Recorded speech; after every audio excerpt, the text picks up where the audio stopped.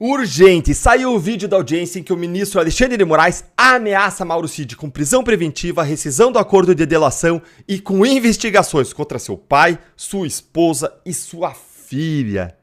Tudo isso se Cid não dissesse o quê? O que Moraes queria escutar. Gente, isso aqui é urgente, é inédito e é gravíssimo. Acabou de acontecer. Depois das críticas pesadas que a gente fez ontem e hoje, contra aquele sigilo dos vídeos dos depoimentos do Mauro Cid, contra a falta de transparência do Supremo, o ministro hoje voltou atrás. Ele recuou e os vídeos foram liberados, e o vídeo dele ameaçando o Mauro Cid é simplesmente assustador. Assiste aqui agora comigo, vou passar para vocês agorinha mesmo, e depois eu vou reagir a esse vídeo, te mostrando os 3 grandes problemas que tornam esse vídeo inacreditável. Olha aí comigo. Porque essa audiência foi convocada como mais uma tentativa de permitir ao colaborador que preste as informações verdadeiras. Já há o pedido da Polícia Federal, já há o parecer favorável da Procuradoria-Geral da República pela imediata decretação da prisão, do retorno à prisão do colaborador. Então, aqui é importante...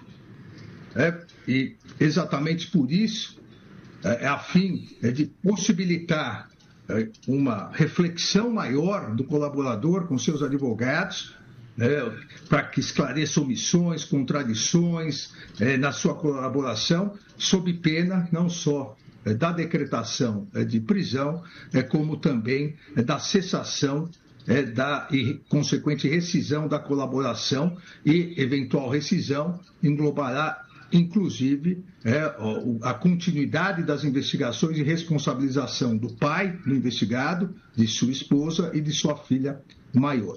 Eu gostaria de saber se o colaborador está plenamente ciente das consequências da manutenção dessas omissões e contradições. E aí, o que vocês acham? Que o colaborador entendeu o recado, cheio de eufemismos aí, mas entendeu ou não entendeu o recado? Qual que é o primeiro grande problema desse vídeo aí? Em primeiro lugar, depois dessa ameaça de Moraes, o Mauro Cid mudou de versão no seu acordo de delação premiada. Olha aqui comigo a manchete da Folha de São Paulo. Cid mudou de versão sobre trama em audiência na qual Moraes ameaçou prendê-lo. Antes, o Cid disse que uma reunião na casa do Braga Neto com militares era uma ocasião social para tirar fotos com Braga Neto e Bolsonaro. Depois da ameaça, ele disse que era uma reunião para discutir a conspiração golpista e encontrar um jeito de fazer as Forças Armadas aderirem e intervirem.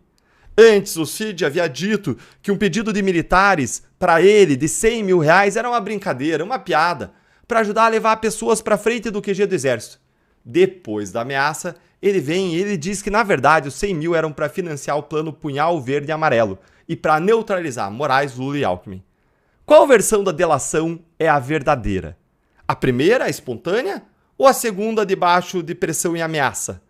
Quais as provas de Moraes e da PGR para acreditar na segunda e não na primeira? Porque uma escolha tem que ser feita, e uma escolha foi feita. Mas a questão é, qual é o critério da escolha? Qual é a base da escolha? Vamos lembrar que vazaram áudios espontâneos do Mauro Cid, olha aí na tela, que ele dizia que colocaram palavras da boca dele e que a PF tinha a narrativa pronta. E só queria que ele confirmasse aquela narrativa pronta.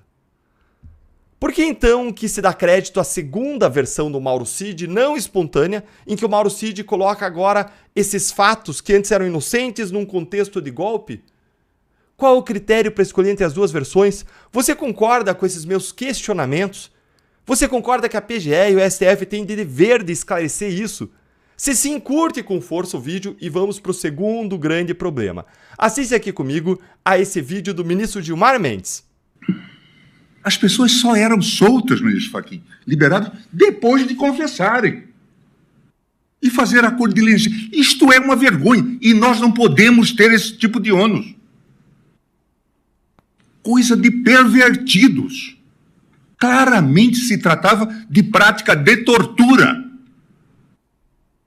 Porque as pessoas só eram soltas, ministro Fachin, liberadas depois de confessarem. E fazer acordo de leniência. Isto é uma vergonha e nós não podemos ter esse tipo de ônus. Coisa de pervertidos. Claramente se tratava de prática de tortura. Gente, passei até 2 vezes aí porque é absurdo demais. Um comportamento da Lava Jato 1000 vezes mais leve do que o do ministro Alexandre de Moraes foi descrito lá atrás pelo Gilmar Mendes durante toda a Lava Jato como prática de tortura, coisa de pervertidos. Gente, algo 1000 vezes menos grave do que o Alexandre de Moraes fez. Dias Toffoli chamava isso de pau de arara do século XXI. Você lembra dessa? Os advogados do Prerrogativas diziam que o que existia na Lava Jato era prender para delatar, isso era tortura. E aí? Isso que o Moraes fez é tortura ou não, ministro Gilmar Mendes? Isso aqui é crítico porque Gilmar tem que esclarecer.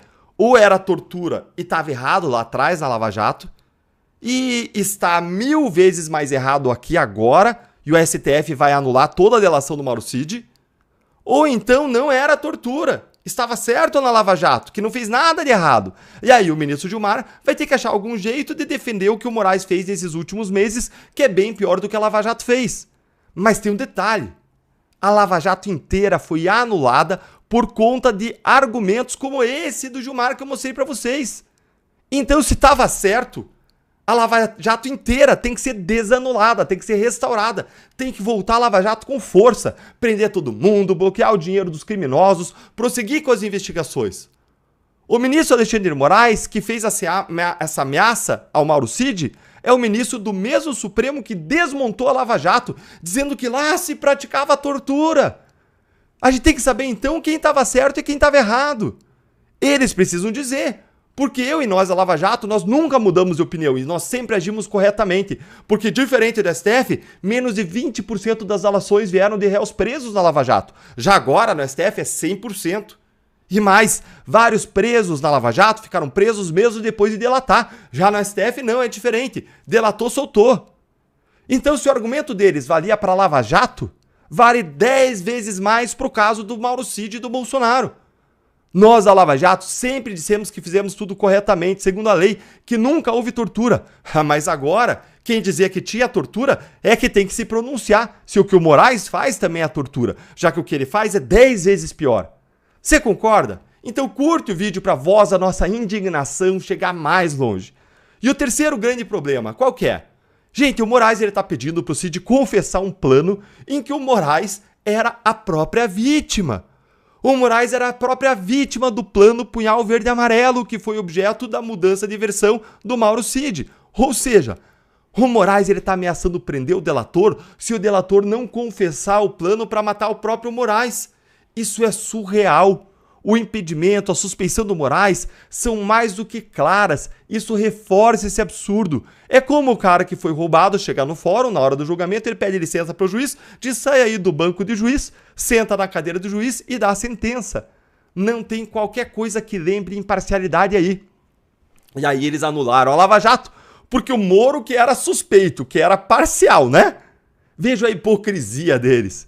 Você concorda comigo? Então curte o vídeo e presta atenção aqui, os métodos da Lava Jato nunca foram ilegais, diferente do que está acontecendo agora, e isso está provado agora, mais uma vez, com essa hipocrisia suprema.